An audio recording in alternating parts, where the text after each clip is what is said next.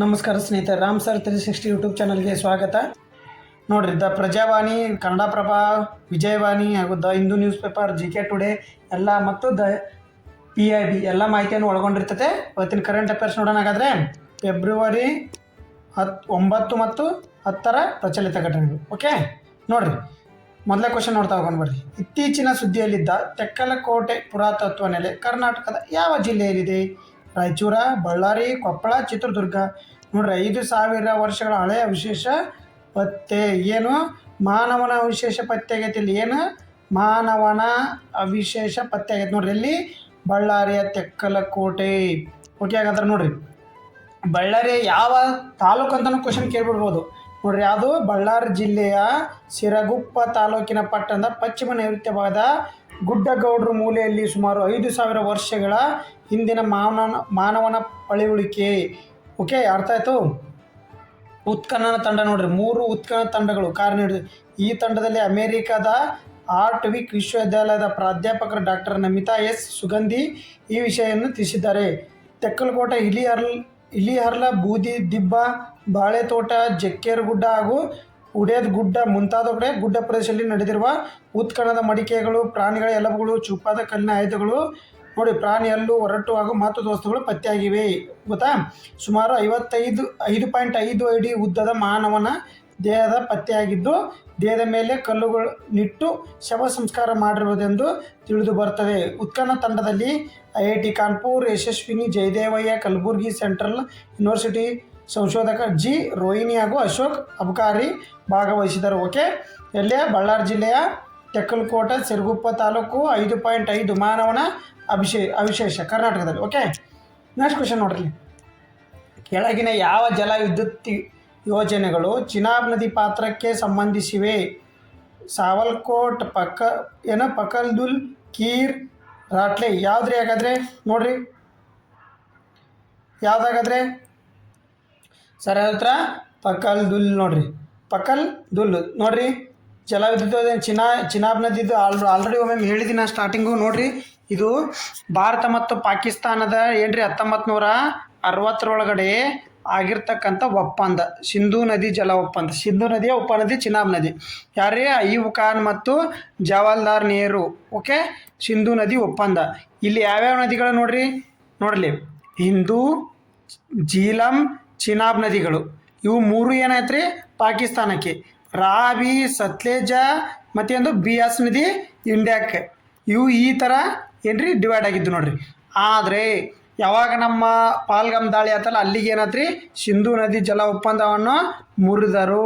ನೋಡ್ರಿ, ಇಲ್ಲಿ ಐತೆ ನೋಡ್ರಿ, ಸಿಂಧೂ ನದಿ ಜಲ ಒಪ್ಪಂದವನ್ನು ಮುರಿದರು. ಅದಕ್ಕೋಸ್ಕರ ಚಿನಾಬ್ ನದಿಗೆ ಅಡ್ಡಲಾಗಿ ಜಲ ವಿದ್ಯುತ್ ಯೋಜನೆಗಳನ್ನು ಭಾರತ ಸರ್ಕಾರ ಮಾಡುತ್ತಿದೆ. ಓಕೆ, ಹಾಗಾದರೆ ನೋಡ್ರಿ, ಪಲ್ಗಾಮ್ ದಾಳಿ ಪ್ರತೀಕಾರವಾಗಿ ಸಿಂಧೂ ನದಿ ಒಪ್ಪಂದ ರದ್ದುಗೊಳಿಸಿದ ಭಾರತ ಇದೀಗ ಪಾಕ್ಗೆ ಮತ್ತೊಂದು ಹೊಡೆತ ಕೊಡಲು ಮುಂದಾಗಿದೆ. ಜಮ್ಮು ಕಾಶ್ಮೀರ ಚಿನಾಬ್ ನದಿಗೆ ಅಡ್ಡಲಾಗಿ ಉದ್ದೇಶಿಸಿ ಸಾವಲ್ಕೋಟ್ ಜಲ ವಿದ್ಯುತ್ ಯೋಜನೆ ಆರಂಭಿಸಲು ಫೆಬ್ರವರಿ 5 ಟೆಂಡರ್ ಕರೆದಿದೆ. ಹೋದ್ರೆ ನೋಡ್ರಿ, ಸಾವಲ್ಕೋಟು, ಪಕಲ್ದುಲ್ಲು ಇವೆಲ್ಲನೂ ಚಿನಾಬ್ ನದಿಗೆ ಬರ್ತಕ್ಕಂಥ ನೋಡ್ರಿ ಏನ್ರಿ ಇವು ಜಲ ವಿದ್ಯುತ್ ಯೋಜನೆಗಳಾಗಿರ್ತವೆ.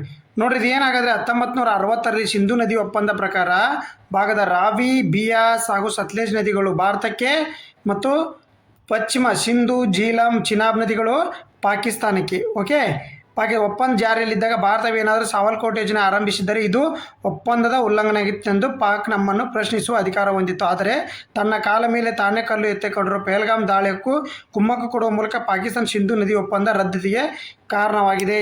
ಹಾಗಾದರೆ ಪಾಕಿಸ್ತಾನ ನೋಡ್ರಿ, ಒಟ್ಟು ಜಲವಿದ್ಯುತ್ ಯೋಜನೆ ನೋಡ್ರಿ 5,129 ವೆಚ್ಚ, ಮೆಗಾವಾಟ್ ಏನ್ರಿ 1,856 ಮೆಗಾವ್ಯಾಟ್. ಓಕೆ, ಎತ್ತರ ಎಷ್ಟಾಗಾದರೆ 1000 ಮೀಟ್ರ್ ನೋಡ್ರಿ ಮೆಗಾವಾಟ್. ಅತಿ ದೊಡ್ಡ ಪಕಲ್ದೌಲ್ ಯೋಜನೆ ಇದು ಆಲ್ರೆಡಿ ಆಗೈತ್ರಿ, 2ನೇ ಹಂತಕ್ಕೆ ಐತಿ. ಈಗ ನೋಡ್ರಿ, ಎತ್ತರ ಎಷ್ಟು? 167 ಮೀಟ್ರ್, 853 ಮೆಗಾವ್ಯಾಟ್. ಗುರಿ ರಾಟ್ಲೆ ಅಣೆಕಟ್ಟು. ನೋಡ್ರಿ, ಸಿಂಧೂ ಜಲ ವಿದ್ಯುತ್ ಯೋಜನೆ ಇತ್ತೀಚೆಗೆ ಅಂತ ಬಂದ್ರೆ ಸಾವಲ್ಕೋಟ್. ಕೆಳಗಿನ ಯಾವ ಜಲ ವಿದ್ಯುತ್ ಚಿನಾಬ್ ನದಿ ಪಾತ್ರಕ್ಕೆ ಸಂಬಂಧಿಸಿದೆ? ಸಾವಲ್ಕೋಟ್. ಬಟ್ ಪಕಲ್ದುಲ್ಲೂ ಅದಕ್ಕೆ ಬರ್ತೈತೆ ರೀ. ಇವು 4 ಅದಕ್ಕೆ ಬರ್ತಕ್ಕಂಥದ್ದು. ಬಟ್ ಕ್ವಶನಲ್ಲಿ ಇತ್ತೀಚೆಗೆ ಅಂತ ಬಂದರೆ ಸಾವಲ್ಕೋಟ್ ಹಾಕಿ. ಓಕೆ, ನೋಡ್ರಿ ಇಲ್ಲಿ ಬರ್ತಕ್ಕಂಥದ್ದು ಇದು ಅಷ್ಟು ಮಾಹಿತಿ. ನೋಡ್ರಿ, ಯೋಜನೆ ಹಂತ ಒಟ್ಟು 4 ಹಂತಗಳು. ಕಿಶ್ತ್ವಾರ್ ಜಿಲ್ಲೆಯ ಪಕಲ್ದುಲ್ ಮತ್ತು ಕಿರು ಅಣೆಕಟ್ಟು 2026, ಕ್ವಾರ ಅಣೆಕಟ್ಟು ಮಾರ್ಚ್ 2028ಕ್ಕೆ. ನೋಡ್ರಿ ಬಂದಿರತಕ್ಕಂಥ ಮಾಹಿತಿ ಈಗ ಫಸ್ಟ್ ನಾವು ಮಾಡಿರ್ತಕ್ಕಂಥದ್ದು ಯಾವ್ದು ರೀ, ಈಗ ನೋಡ್ರಿ ಒಂದು ನಿಮಿಷ, ಈಗ ಸ್ಟಾರ್ಟ್ ಮಾಡಿರ್ತಕ್ಕಂಥ 4 ಜಲವಿದ್ಯುತ್ ಯೋಜನೆ ಸ್ಟಾರ್ಟ್ ಮಾಡಿರಿ ಯಾವುದಿಗೆ, ಚಿನಾಬ್ ನದಿಗೆ. ಓಕೆ, ಒಂದನೇದು ಯಾವ್ದು ಈಗ ಸಾವಲ್ಕೋಟು, ಆಮೇಲೆ ಡಿಸೆಂಬರ್ 2026 ಹೊತ್ತಿಗೆ ಪಕಲ್ದುಲ್. ಓಕೆ, ಹಾಗಾದರೆ ನೋಡ್ರಿ ಹೆಂಗೆ ಕೊಟ್ಟಾನೆ. ಕ್ವಾರ ಯಾವಾಗ ರೀ, ಮಾರ್ಚ್ 28ಕ್ಕೆ, ಯಾವುದು 2028. ರಾಟ್ಲೆ ಆನೆಕಟ್ಟು 2028 ಡಿಸೆಂಬರ್ ಒಳಗಡೆ. ಬಟ್ ಈಗ ಯಾವ ಸ್ಟಾರ್ಟಿಂಗು, ಸಾವಲ್ದುಲ್. ಓಕೆ, ಇದನ್ನ ನೆನ್ಪಿಟ್ಕೊಡ್ರಿ. ಯೋಜನಾ ಸ್ಥಳ ಜಮ್ಮು ಕಾಶ್ಮೀರದ ಉಧಂಪುರ್ ಮತ್ತು ರಾಮ್ಬನ್ ಜಿಲ್ಲೆಗಳ ಮೇಲ್ಭಾಗದಲ್ಲಿ, ಜಂಗ್ನಿಯಾಳ್ ಯೋಜನೆ ಹಾಗೂ ಕೆಳಭಾಗದಲ್ಲಿ ಸಲಾಲ್ ಯೋಜನೆ ನಡುವಿನ ಪ್ರದೇಶ. ನಿರ್ಮಾಣ ಹೊಣೆ ಯಾರೇ, ಸರ್ಕಾರದ NHPC ರಾಷ್ಟ್ರೀಯ ಜಲವಿದ್ಯುತ್ ನಿಗಮ. ಸ್ವರೂಪ ರನ್ ಆಫ್ ದಿ ರಿವರ್, ನೋಡ್ರಿ ರನ್ ಆಫ್ ದಿ ರಿವರ್ ಪೂರ್ಣಗೊಳಿಸುವ ಒಟ್ಟು 9 ವರ್ಷಗಳು. ನೋಡ್ರಿ ಇದೆಲ್ಲ ಮಾಹಿತಿ ನಿಮ್ಗೆ ಗೊತ್ತಿರಬೇಕು. ಏನಾರು ಕನ್ಫ್ಯೂಷನ್ ಆಗಿದ್ರೆ ಬೇಕಾದ್ರೆ ಕಮೆಂಟ್ ಹಾಕ್ರಿ, ನಾನು ನಿಮ್ಮ ಕಮೆಂಟ್ ಮೂಲಕ ತಿಳಿಸ್ತೀನಿ. ಓಕೆ, ನೋಡ್ರಿ ಬ್ಲಾಕ್ ಚೈನ್ ತಂತ್ರಜ್ಞಾನ ಪ್ರಮುಖ ಪ್ರಯೋಜನ ಯಾವುದು ನೋಡ್ರಿ. ಹಾಗಾದರೆ ಬ್ಲಾಕ್ ಚೈನ್ ಅಂದರೆ ಏನು ಮೊದಲು ತಿಳ್ಕೊರಿ ನೀವು. ನೋಡ್ರಿ ಇದೇನು ಮಧ್ಯವರ್ತಿಗಳ ಬ್ಯಾಂಕುಗಳಂತ ಅಗತ್ಯವಿರುವುದಿಲ್ಲ. ಡೇಟಾವನ್ನು ಸುಲಭವಾಗಿ ಸಿದ್ಧಪಡಿಸಬಹುದು. ಇದು ಕೇವಲ ಕ್ರಿಪ್ಟೋ ಕರೆನ್ಸಿ ಮಾತ್ರ ಸೀಮಿತವಾಗಿದೆ. ಮಾಹಿತಿಯನ್ನು ಯಾರು ನೋಡಲು ಸಾಧ್ಯವಿಲ್ಲ. ನೋಡ್ರಿ ಸರಿಯಾದ ಉತ್ತರ ಬ್ಲಾಕ್ ಚೈನ್. ಎದಕ್ಕಂದ್ರೆ ನ್ಯೂಸ್ ಪೇಪರ್ ಆರ್ಟಿಕಲ್ ಬಂದೈತೆ, ಅದಕ್ಕೋಸ್ಕರ ನಾನು ತಂದಿದ್ದೀನಿ ರೀ. ಏನ್ರಿ, ಮಧ್ಯವರ್ತಿಗಳ ಅಗತ್ಯವಿರುವುದಿಲ್ಲ. ನೋಡ್ರಿ ಓಕೆ, ನೋಡ್ರಿ ಇಲ್ಲಿ ಬ್ಲಾಕ್ ಚೈನ್ ಅಂದರೆ ಏನು ಮೊದಲು ನೋಡ್ಕೊಡ್ರಿ. ಬ್ಲಾಕ್ ಚೈನ್ ಒಂದು ಡಿಜಿಟಲ್ ಲೆಡ್ಜರ್ ಅಥವಾ ಡಿಜಿಟಲ್ ಖಾತೆ ಪುಸ್ತಕವಿದ್ದಂತೆ. ನೋಡ್ರಿ ಇದೊಂದು ಡಿಜಿಟಲ್ ಲೆಡ್ಜರ್ ಅಥವಾ ಡಿಜಿಟಲ್ ಖಾತೆ ಪುಸ್ತಕವಿದ್ದಂತೆ. ಇದರಲ್ಲಿ ನಡೆಯುವುದು ಪ್ರತಿಯೊಂದು ವ್ಯವಹಾರ ಮಾಹಿತಿ ಡಿಜಿಟಲ್ ರೂಪದಲ್ಲಿ ಸಂಗ್ರಹಿಸಲಾಗುತ್ತದೆ. ಇದನ್ನು ಯಾಕೆ ಮಾಡುವುದು ಅಥವಾ ಬದಲಾಯಿಸುವುದು ತುಂಬ ಕಷ್ಟ. ಬ್ಲಾಕ್ ಚೈನ್ ಹೇಗೆ ಕೆಲಸ ಮಾಡ್ತದೆ, ಬ್ಲಾಕ್ಗಳ ರಚನೆ, ವಿಕೇಂದ್ರೀಕರಣ, ಭದ್ರತೆ ಮತ್ತು ಹ್ಯಾಶಿಂಗು ಇವನ್ನೆಲ್ಲ ನೀವು ನೋಡ್ಕೊರಿ. ಇಲ್ಲಿ ಕ್ಲಿಯರ್ ಕಟ್ ಆಗತೈತಿ. 720 HD ಇಟ್ಟು ನೋಡ್ಕೊಳ್ಳಿ. ಓಕೆ, ಇದ್ರ ಮಾಹಿತಿ ಹಿಂಗಿಲ್ರಿ. ಅದರಲ್ಲಿ ಯಾವ್ಯಾವ ಪ್ರದೇಶದಲ್ಲಿ ಯೂಸ್ ಮಾಡ್ತಾರೆ, ಪಾರದರ್ಶಕತೆ, ಮಧ್ಯವರ್ತಿಗಳ ಅಗತ್ಯ ಇಲ್ಲ. ನೋಡ್ರಿ ಬ್ಲಾಕ್ ಚೈನಿಂದ ಆಗೋ ಪ್ರಯೋಜನಗಳು, ಪಾರದರ್ಶಕ ಐತ್ರಿ, ಮಧ್ಯವರ್ತಿಗಳ ಅಗತ್ಯ ಇಲ್ಲ, ಹೆಚ್ಚಿನ ಭದ್ರತೆ, ಕ್ರಿಪ್ಟೋ ಕರೆನ್ಸಿ, ಬ್ಯಾಂಕಿಂಗು, ವೈದ್ಯಕೀಯ ಕ್ಷೇತ್ರ, ಚುನಾವಣೆಯಲ್ಲಿ ಹೆಲ್ಪ್ ಮಾಡ್ತಾರೆ ಇದ್ರದ್ದು. ಓಕೆ, ನೆಕ್ಸ್ಟ್ ನೋಡೋಣ. ಹಾಗಾದ್ರೆ ಆರೆಂಜ್ ಆರ್ಥಿಕತೆ ಎಂದರೆ ಪ್ರಮುಖವಾಗಿ ಯಾವುದಕ್ಕೆ ಸಂಬಂಧ ನೋಡಿ. 2026-27 ಬಜೆಟಿನಲ್ಲಿ ಪ್ರಮುಖವಾಗಿ ಆರೆಂಜ್ ಆರ್ಥಿಕತೆ ನೋಡ್ರಿ, ಕೃಷಿ ಮತ್ತು ತೋಟಗಳ ಅಭಿವೃದ್ಧಿ, ಸೃಜನಶೀಲತೆ, ಕಲೆ, ಸಂಸ್ಕೃತಿ ಮತ್ತು ಬೌದ್ಧಿಕ ಆಸ್ತಿ, ಸೌರಶಕ್ತಿ ಮತ್ತು ನವೀಕರಿಸಬಹುದಾದ ಇಂಧನ, ಕರಾವಳಿ ತೀರದ ಮೀನುಗಾರಿಕೆ ಅಭಿವೃದ್ಧಿ. ನೋಡ್ರಿ ಆರೆಂಜ್ ಆರ್ಥಿಕತೆ ಎದಕ್ಕೆ ಸಂಬಂಧಪಟ್ಟೈತೆ ಅಂದರೆ ಸೃಜನಶೀಲತೆ, ಕಲೆ, ಸಂಸ್ಕೃತಿ, ಬೌದ್ಧಿಕ ಆಸ್ತಿಗೆ ಸಂಬಂಧಪಟ್ಟೈತೆ. ನೋಡ್ರಿ option B is the right answer. Okay, ನೋಡ್ರಿ ಆರೆಂಜ್ ಆರ್ಥಿಕತೆ ಅಂದ್ರೆ ಏನು ನೋಡ್ಕೊರಿ ಮೊದಲ. ಓಕೆ, ಆರೆಂಜ್ ಆರ್ಥಿಕತೆ ಅಂದ್ರೆ ಏನು ನೋಡ್ಕೊಡ್ರಿ. ಏನಿದು ಕಿತ್ತಾಳೆ ಆರ್ಥಿಕತೆ ನೋಡ್ರಿ, ಇಲ್ಲಿ ಬಂದಿರ್ತಕ್ಕಂಥದ್ದು. ಈ ಬಾರಿ ಮುಂಗಡ ಪತ್ರ 2026 ವಿತ್ತ ಸಚಿವ ನಿರ್ಮಲಾ ಸೀತಾರಾಮನ್ ಬೆಳವಣಿಗೆ ಹೊಸ ಕ್ಷೇತ್ರಗಳ ಗುರುತಿಸು ಅದನ್ನು ಕಿತ್ತಳೆ ಆರ್ಥಿಕತೆ ಎಂದರೆ ಆರೆಂಜ್ ಎಕನಾಮಿ ಎಂದು ಕರೆಯುತ್ತಾರೆ. ಕೇಳಲು ಕೂಡ ಆಕರ್ಷವಾಗಿರುವ ಈ ಪದ ನೋಡ್ರಿ, ಜೂಮ್ ಮಾಡಿ ಮಾಡ್ತೀನಿ ಬೇಕಾರೆ ಬನ್ನಿ. ಓಕೆ, ನೋಡ್ರಿ ಎಕನಾಮಿ ಎಂದು ಕರೀತಾರೆ. ಕೇಳಲು ಇದು ಪದದ ಅರ್ಥವೆಂದು ಏನು ಬಜೆಟ್ ಮಂಡನೆ ಫೆಬ್ರವರಿ 1ರಿಂದಲೇ ಆರಂಭವಾಗಿ ಗೂಗಲ್ನಲ್ಲಿ ಜನಸಾಮಾನ್ಯರ ಬಗ್ಗೆ ಸಾಕಷ್ಟು ಚರ್ಚೆ ಮಾಡಿದರು. ಸೃಜನಶೀಲತೆ, ಸಂಸ್ಕೃತಿ, ಜ್ಞಾನ ಆಧಾರಿತ ಚಟುವಟಿಕೆಗಳಿಂದ ಉಂಟಾಗುವ ಆರ್ಥಿಕ ವ್ಯವಸ್ಥೆಯೇ ಆರೆಂಜ್ ಎಕನಾಮಿ. ಕಲೆ, ಸಂಗೀತ, ಚಲನಚಿತ್ರ, ಸಾಹಿತ್ಯ, ವಿನ್ಯಾಸ, ಫ್ಯಾಷನ್, ಜಾಹೀರಾತು, digital content, gaming, animation, app ಅಭಿವೃದ್ಧಿ ಕೇಂದ್ರಗಳ ಇತರ ಭಾಗವಾಗಿದೆ. ಬೇರೆ ಕೈಗಾರಿಕೆ ಅಥವಾ ಆರ್ಥಿಕತೆಯಲ್ಲಿ ಕಚ್ಚಾ ವಸ್ತುಗಳ ಲಭ್ಯತೆ ಮುಖ್ಯವಾಗುತ್ತದೆ. ಆದರೆ ಆರೆಂಜ್ ಎಕನಾಮಿಯಲ್ಲಿ ಮಾನವನ ಸೃಜನಶೀಲತೆ, ಕಲ್ಪನೆ ಇದು ನೋಡ್ರಿ. ಇದು ಎದಕ್ಕೆ ಸಂಬಂಧಪಟ್ಟಿದ್ದಕ್ಕಂತ ಅಂದರೆ ಇದು ಏನು ಆರೆಂಜ್ ಎಕನಾಮಿ ಅಂತಂದರೆ ಟೋಟಲ್ ಡಿಜಿಟಲ್ ರೀ. ನಾವು ಮಾಡ್ತಕ್ಕಂಥ ಯೂಟ್ಯೂಬ್ ಆಗಿರಲಿ, ಇನ್ಸ್ಟಾಗ್ರಾಮ್ ಆಗಲಿ, ಅದರಿಂದ ಅರ್ನಿಂಗ್ ಆಗ್ತಕ್ಕಂಥದ್ದು. ಪ್ರಯೋಜನಗಳು, ಕೃತಿಕ ಬುದ್ಧಿಮತ್ತೆ, ಭಾರತ ಸಣ್ಣ ಬಜೆಟ್ ಸಿನಿಮಾಗಳು ಕೂಡ ವಿಶೇಷಕತ ಹಂತಗಳು ಹೊಂದಿರ್ತವೆ. ಡಬ್ಬಿಂಗ್ ಕ್ಷೇತ್ರ ಬಸ್ ನೋಡ್ರಿ. ಆರೆಂಜ್ ಆರ್ಥಿಕತೆಯಲ್ಲಿ ಅತಿ ಹೆಚ್ಚು ಇರ್ತಕ್ಕಂಥ ಪ್ರಥಮ ಸ್ಥಾನದಲ್ಲಿ ಯಾವುದ್ರಿ, ಅಮೇರಿಕ ನೋಡ್ರಿ. 2ನೇದು ಬ್ರಿಟನ್ನು, 3ನೇದು ದಕ್ಷಿಣ ಕೊರಿಯಾ, 4 ಜಪಾನ್, 5 ಭಾರತ. ನೋಡ್ರಿ APIU ಅಂತ ಬರ್ತೈತೆ ರೀ ಇದು. ಓಕೆ, ಜಾಹೀರಾತಿನಲ್ಲಿ ನಮ್ಮದು ಭಾರತ ಐತ್ರಿ. ಪ್ರೀಮಿಯಂ ಚಂದಾದಾರ ನೋಡ್ರಿ ಅಮೇರಿಕದ ಜಾಸ್ತಿ. ಕಂಟೆಂಟ್ ರಾಯಲ್ಟಿ ಬ್ರಿಟನ್ ಜಾಸ್ತಿ ಐತೆ ನೋಡ್ರಿ. ಗೇಮ್ ಮತ್ತು ಲೈಸೆನ್ಸಲ್ಲಿ ದಕ್ಷಿಣ ಕೊರಿಯಾ. ಹಕ್ಕುಸ್ವಾಮ್ಯ ಜಪಾನು. ಓಕೆ, ಇಲ್ಲಿ ಕೊಟ್ಟಾರ ನೋಡ್ರಿ ಅವರು. ಅವರೇಜ್ ರೆವೆನ್ಯೂ ಪರ್ ಯೂಸರ್ಸ್ ಅಂತ ಐತ್ರಿ. APR ಅಂದರೆ ಅವರೇಜ್ ರೆವೆನ್ಯೂ ಪರ್ ಯೂಸರ್ಸ್ ಅಂತ ಅರ್ಥ ರೀ. ಓಕೆ, 762 ರೂಪಾಯಿ ಗಳಿಸುತ್ತಾರೆ ಒಂದು ವರ್ದಿಷ್ಟು. ಪ್ರತಿ ಇಂಟರ್ನೆಟ್ ಬಳಕೆದಾರ ವರ್ಷಕ್ಕೆ ಸರಾಸರಿ 762 ರೂಪಾಯಿ ರೀ. ಎಲ್ಲ ಸರಾಸರಿ ತೊಗೊಂಡು ಮಾಡಿರ್ತಾರೆ ಇದನ್ನು. ಓಕೆ, ನೋಡಿರಿ ಇನ್ನೊಂದು 2030ರವರೆಗೆ ಹೊಸ ಉದ್ಯೋಗ ಸೃಷ್ಟಿ ಮಾಡೋದು ಯಾವುದ್ರಿ, ಡಿಜಿಟಲ್ದಾಗ ನೋಡಿರಿ. ಚೀನಾ, ಅಮೇರಿಕಾ, ದಕ್ಷಿಣ ಕೊರಿಯಾ ಮತ್ತು ಭಾರತ, ಈ ಥರ ನೆನ್ಪಿಟ್ಕೊಡ್ರಿ. ಓಕೆ, ಇದು ಮಾಹಿತಿ ಅರ್ಥ ಆಯ್ತು ಅನ್ಕೊತೀನಿ. ಏನು ಆರೆಂಜ್ ಎಕಾನಮಿ ಅಂತಂದರೆ ಏನು ಗೊತ್ತಾಗ್ತಾ ನಿಮಗೆ, ಇದ್ರ ಬಗ್ಗೆ ನೀವು ತಿಳ್ಕೊಡ್ರಿ. ಪರ್ಟಿಕ್ಯುಲರಾಗಿ ಏನಂದರೆ ಕಂಟೆಂಟ್ ಕ್ರಿಯೇಟರು, ಗೇಮಿಂಗ್ ಆಡ್ತಕ್ಕಂಥವ್ರು ಅವ್ರನ್ನೆಲ್ಲರನ್ನೂ ಇದು ಒಳಗೊಂಡೈತಿ. ಓಕೆ, ನೆಕ್ಸ್ಟ್ ನೋಡೋಣ. ವಿಶ್ವದಲ್ಲೇ ಮೊದಲ ಬಾರಿಗೆ ಯಾವ ವಿದೇಶ ಭಾಷೆಯಲ್ಲಿ ಯಕ್ಷಗಾನ ಪ್ರದರ್ಶನ ನೀಡಲು ಸಿದ್ಧತೆ ನಡೆಯಲಾಗಿದೆ? ನೋಡಿರಿ, ಯಕ್ಷಗಾನ ನಮ್ಮ ಕರ್ನಾಟಕದಲ್ಲಿ ನಡೀತಕ್ಕಂಥ ಕರಾವಳಿ ಭಾಗದ ಯಕ್ಷಗಾನ ನಮ್ಮ ಕರ್ನಾಟಕ ಕರಾವಳಿ ಭಾಗದಲ್ಲಿ ನಡೀತಕ್ಕಂಥದ್ದು. ಓಕೆ, ನಮ್ಮದು ಕರ್ನಾಟಕದ ನೃತ್ಯ ಇದು Yakshagana. Okay, English, French, German, Spanish. ನೋಡಿರಿ, ವಿಶ್ವದಲ್ಲೇ ಮೊದಲ ಬಾರಿಗೆ ಜರ್ಮನ್ ಭಾಷೆಯಲ್ಲಿ ಯಕ್ಷಗಾನ ಪ್ರದರ್ಶನಕ್ಕೆ ಸಿದ್ಧತೆ ಅಂತ ನ್ಯೂಸ್ ಪೇಪರ್ ಆರ್ಟಿಕಲ್ ಬಂದಿದೆ. ನೋಡಿರಿ, ಹಾಗಾದ್ರೆ ಯಾವ ಸರ್ ಹತ್ರ option C is the right answer. ನೋಡಿರಿ, ಇದು ಏನು ಜಾಸ್ತಿ ಏನು ತಿಳ್ಕೊಬೇಡ್ರಿ, ಇಲ್ಲಿ ಏನೈತೆ ಅಷ್ಟೇ ತಿಳ್ಕೊಡ್ರಿ. ನೋಡಿರಿ, ವಿಶ್ವದಲ್ಲೇ ಮೊದಲ ಬಾರಿಗೆ ಜರ್ಮನ್ ಭಾಷೆಯಲ್ಲಿ ಯಕ್ಷಗಾನ ಪ್ರದರ್ಶನ. ಯುರೋಪಿನಾದ್ಯಂತ ನೋಡ್ರಿ, ಎಲ್ರಿ ಯುರೋಪಿನಾದ್ಯಂತ ಯಕ್ಷಗಾನ ಕಲಿಸುತ್ತಿರುವ ಹವ್ಯಾಸಿ ಕಲಾವಿದ ಅಜಿತ್ ಪ್ರಭು ತಲ್ಲೂರ್ ಇವ್ರ ಬಗ್ಗೆ ನೋಡ್ಕೊಡ್ರಿ. ಆ ಹೆಸರು ಏನ್ರಿ? ಅಜಿತ್ ಪ್ರಭು ತಲ್ಲೂರ್ ಅವ್ರು ಏನು ಮಾಡ್ತಿದ್ದಾರೆ, ಜರ್ಮನಿಯಲ್ಲಿ ಜರ್ಮನ್ ಭಾಷೆಯಲ್ಲಿ ಯುರೋಪಿಯನ್ ಯೂನಿಯನ್ ಒಳಗಡೆ ಬರ್ತೈತ್ರಿ ಜರ್ಮನ್. ಅಲ್ಲಿ ಏನು ಮಾಡ್ತಕ್ಕಂಥದ್ರಿ, ಜರ್ಮನ್ ಭಾಷೆಯಲ್ಲೇ ಯಕ್ಷಗಾನ ಮಾಡಿ ತೋರಿಸ್ತಕ್ಕಂಥದ್ದು ಕಲೆಯನ್ನು ಇವ್ರು ಸ್ಟಾರ್ಟ್ ಮಾಡ್ಯಾರ. ಓಕೆ, ಇದು ವಿಶ್ವದಲ್ಲೇ ಮೊದಲ ಬಾರಿಗೆ. ಓಕೆ, ಇಷ್ಟೇ ತಿಳ್ಕೊಡ್ರಿ ಬಗ್ಗೆ. ನೋಡ್ರಿ, ಇತ್ತೀಚೆಗೆ ನಡೆದ ಡೇವಿಸ್ ಕಪ್ ಟೆನ್ನಿಸ್ ಅರ್ಹತಾ ಸುತ್ತಿನಲ್ಲಿ ಮುಖಾಮುಖಿಯಲ್ಲಿ ಭಾರತ ಯಾವ ದೇಶದ ವಿರುದ್ಧ ಜಯಗಳಿಸಿದೆ? ಇದು ನಿಮ್ಗೆ ಯಾವ ದೇಶ ಅಂತ ಕೇಳಂಗಿಲ್ಲ ಕ್ವಶನ್, ಬಟ್ ನಿಮ್ಗೆ ಜಸ್ಟ್ ಗೊತ್ತಿಲ್ಲ ಅಂದ್ರೆ ಡೇವಿಸ್ ಕಪ್ ಯಾವ ಕ್ರೀಡೆಗೆ ಸಂಬಂಧಪಟ್ಟಿದೆ ಅಂತ ಭಾಳ ಸರಿ ಕ್ವಶನ್ ಆಗೈತೆ. ನ್ಯೂಸ್ ಪೇಪರ್ಲಿ ಆರ್ಟಿಕಲ್ ಬಂದಿರತಕ್ಕಂಥದ್ದು, ಅದಕ್ಕೋಸ್ಕರ ನಿಮ್ಗೆ ತಂದಿರೋದು. ಡೇವಿಸ್ ಕಪ್ ಎದಕ್ಕೆ?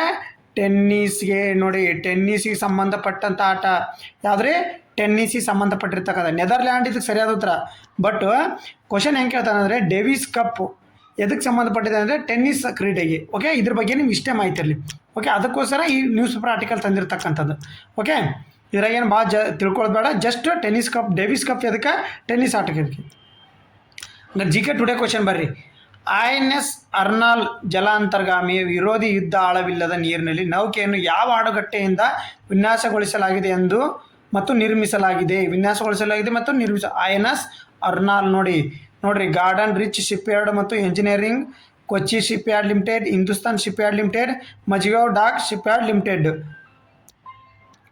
ನೋಡಿ, ಇದು ಸರಿಯಾದ ಉತ್ತರ ಬಂದ್ಬಿಟ್ಟು ಗಾರ್ಡನ್ ರಿಚ್ ಶಿಪ್ ಬಿಲ್ಡರ್ ಮತ್ತು ಎಂಜಿನಿಯರಿಂಗ್. ಅಂದ್ರೆ ಇದು ಎಲ್ಲಿ ಬರ್ತೈತೆ ರೀ? ಕೋಲ್ಕತ್ತಾದಾಗ ಬರ್ತೈತೆ. ನೋಡ್ರಿ, ಕೋಲ್ಕತ್ತಾದಾಗ ಬರ್ತಕ್ಕಂಥದ್ದು. ನೋಡ್ರಿ, ಇದು INS ಅರ್ನಾಲು ಸ್ವದೇಶಿಯದ್ದು. ನೋಡ್ರಿ, ಇಲ್ಲೇ ಇವತ್ತು ನೋಡ್ರಿ ಮಾಹಿತಿ.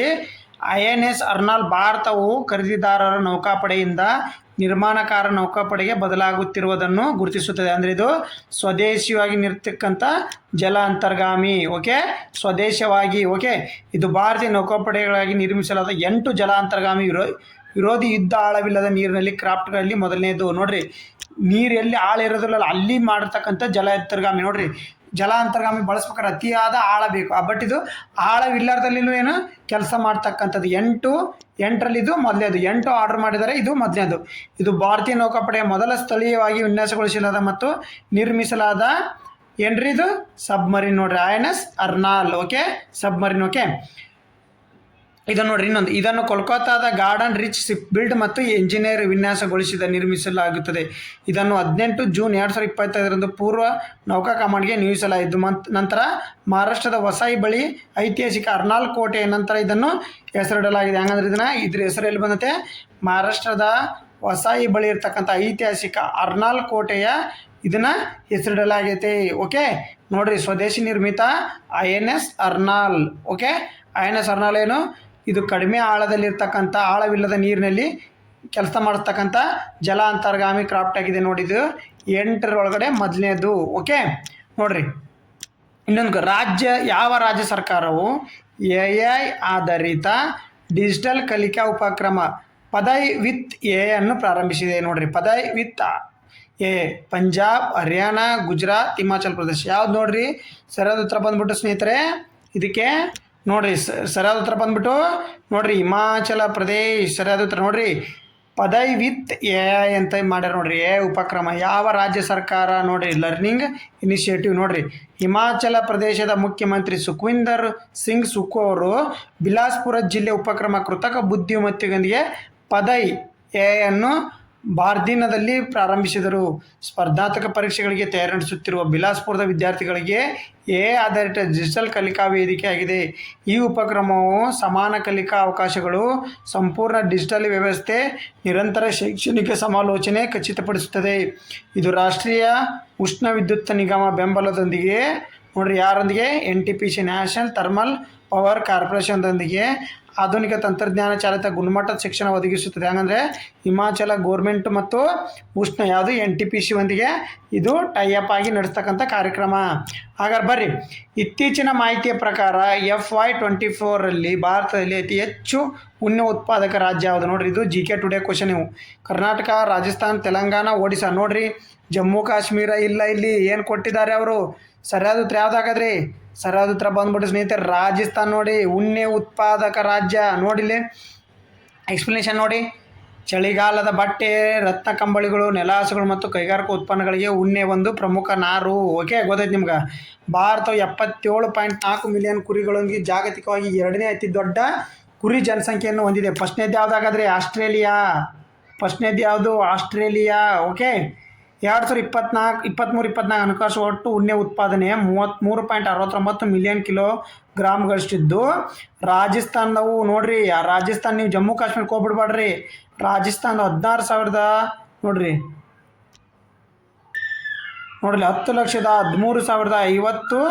10,13,050 kg ಮುನ್ನಡೆ ಸಾಧಿಸಿದೆ. ಅದರ ಶುಷ್ಕ ಹವಾಮಾನ ಮತ್ತು ಸ್ಥಳೀಯ ಕುರಿ ತಳಿಗಳಿಂದಾಗಿ ಸುಮಾರು 47% 5 ಕೊಡುಗೆ ನೀಡಿದೆ. ಜಮ್ಮು ಕಾಶ್ಮೀರ ಶ್ರೀ ಸೆಕೆಂಡ್ ಆಗಾದರೆ, ಜಮ್ಮು ಕಾಶ್ಮೀರ ಸೆಕೆಂಡು. ಶೀತ ಹವಾಮಾನದ ಕುರಿಗಳಿಂದ ಉತ್ತಮ ಉಣ್ಣೆಗೆ ಹೆಸರುವಾಸಿ. ಇದು ಪ್ರಮುಖ ಉತ್ಪಾದಕರು ನೋಡ್ರಿ, ಪ್ರಮುಖ ಉತ್ಪಾದಕರು ಕರ್ನಾಟಕ, ತೆಲಂಗಾಣ, ಗುಜರಾತ್, ಮಹಾರಾಷ್ಟ್ರ ಮತ್ತು ಹಿಮಾಚಲ ಪ್ರದೇಶಗಳಾಗಿವೆ. ನೆಕ್ಸ್ಟ್ ಕರ್ನಾಟಕ, ಹಿಮಾಚಲ ಪ್ರದೇಶ, ತೆಲಂಗಾಣ, ಗುಜರಾತು, ಮಹಾರಾಷ್ಟ್ರ ಇಲ್ಲೆಲ್ಲವೂ ನೋಡ್ತಾರೆ. ಪಂಜಾಬ್ ಉಣ್ಣೆ ಉತ್ಪಾದನೆಯಲ್ಲಿ ಅತ್ಯಧಿಕ ವಾರ್ಷಿಕ ಬೆಳೆಗಳನ್ನು ದರವನ್ನು ದಾಖಲಿಸಿದೆ. ನೋಡ್ರಿ, ದರ ಅತ್ಯಧಿಕ ಉತ್ಪಾದನಕ ಬೆಳೆಯನ್ನು ಬೆಳೀತಕ್ಕಂಥದ್ದು ಯಾವುದಾದರೆ ಪಂಜಾಬ್. ದರದಲ್ಲಿ ಬಂದರೆ, ಉಣ್ಣೆ ಉತ್ಪಾದನೆಯಲ್ಲಿ ಬಂದರೆ Rajasthan, second Jammu Kashmir. Okay, next ನೋಡ್ರಿ, ಇಲ್ಲಿ ನ್ಯೂಸ್ ಪೇಪರ್ ಬಂದಿರತಕ್ಕಂಥದ್ದು. ಇತ್ತೀಚಿನ ಪುರಾತನ ಶಿವಲಿಂಗ, ಪಂಚಮುಖಿ ನಾಗಸರ್ಪ ಮತ್ತು ಶಿಲಾಶಾಸನಗಳ ಬೀದರ್ ಜಿಲ್ಲೆ ಯಾವ ತಾಲೂಕಿನಲ್ಲಿ ಪತ್ತೆಯಾಗಿದೆ? ನೋಡ್ರಿ, ಬಾಲ್ಕಿ, ಬಸವಕಲ್ಯಾಣ, ಔರಾದ್, ಅಹಮದಾಬಾದ್. ಎಲ್ರಿ ಸರಿಯಾದ ಉತ್ತರ ನೋಡ್ರಿ, ನ್ಯೂಸ್ ಪೇಪರ್ ಆರ್ಟಿಕಲ್ ಬಂದಿರತಕ್ಕಂಥದ್ದು. ಪುರಾತನ ಶಿವಲಿಂಗ, ಪಂಚಮುಖಿ ನಾಗಸರ್ಪ. ಪಂಚಮುಖಿ ಅಂದರೆ 5 ಎಡೆಗಳ ನಾಗಸರ್ಪ ಜೊತೆಗೆ ಶಿವಲಿಂಗ ಯಾವುದ್ರಿ? ಬಸವ ಕಲ್ಯಾಣ. ಸರಿಯಾದ ಉತ್ತರ ಬಂದ್ಬಿಟ್ಟು ನೋಡಲಿ ಬಂದಿರತಕ್ಕಂಥ ನ್ಯೂಸ್ ಪೇಪರ್ನಾಗ. ಐತಿಹಾಸಿಕ ಹಿನ್ನೆಲೆ ಉಳ್ಳ ಬೀದರ್ ಜಿಲ್ಲೆ ಬಸವ ಕಲ್ಯಾಣ ತಾಲೂಕು ನಾರಾಯಣಪುರದ ಗ್ರಾಮದಲ್ಲಿ ಶತಮಾನಗಳ ಹಿಂದಿನ ವಿಶೇಷ ಪತ್ತೆಯಾಗಿದೆ.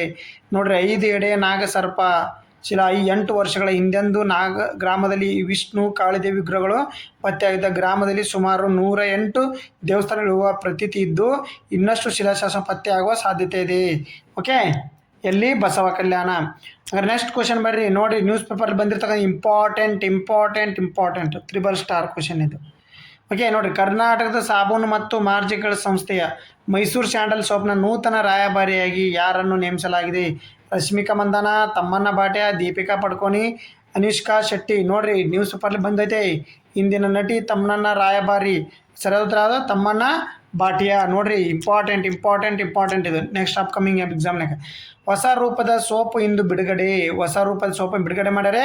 ಮೈಸೂರು ಸ್ಯಾಂಡಲ್ ಸೋಪಿಗೆ ತಮ್ಮಣ್ಣ ಅವ್ರನ್ನ 2 ವರ್ಷದ ಅವಧಿಗೆ ನೋಡ್ರಿ ಏನು ಮಾಡ್ಯಾರ? ರಾಯಭಾರಿಯಾಗಿ ಮಾಡ್ತಕ್ಕಂಥದ್ದು. ಓಕೆ, ಯಾವುದ್ರಿ?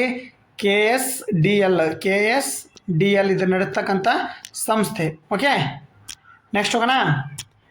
ಜಪಾನಿನ ಮೊದಲ ಮಹಿಳಾ ಪ್ರಧಾನಿ ಎಂಬ ಐತಿಹಾಸಿಕ ನಿರ್ಮಿಸಿದವರು ಯಾರು? ನೋಡ್ರಿ, ಜಪಾನ್ಯಾಗ ಎಲೆಕ್ಷನ್ ನಡೀತು. ಒಳ್ಳೆ ಜಪಾನ್ನ ಮೊದಲ ಮಹಿಳಾ ಅಧ್ಯಕ್ಷ ಯಾರಾಗದ್ರೆ?